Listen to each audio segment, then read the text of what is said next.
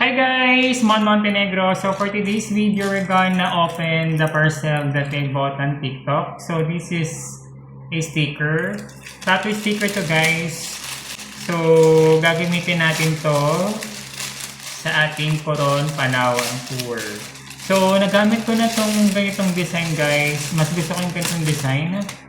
So thank you nga pala sa aking seller na maaga natapos or binigay itong aking order. Kasi nag-follow up ako sa kanya and then nakakatuwa.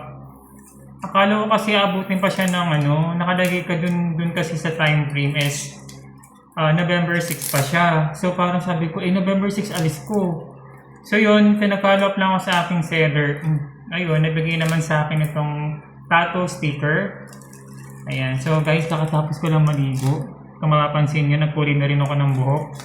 So, kung mapapansin nyo guys, maaga pala napakuli na ako ng buhok kasi kung if ever medyo loud or medyo matingkad yung color, magkapalit ako ng kulay.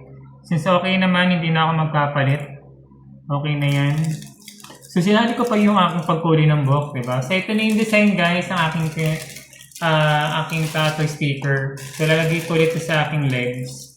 So guys, kung makikita ninyo, ganitong design yung ginamit ko, yung Humalig Island ako. Sana mapanood nyo rin yung aking vlog. Nag-vlog din ako noon. And then sana mapanood nyo rin yung aking vlog. Lahat ng vlog guys, sana mapanood nyo. Thank you. Say end ko na yung aking vlog.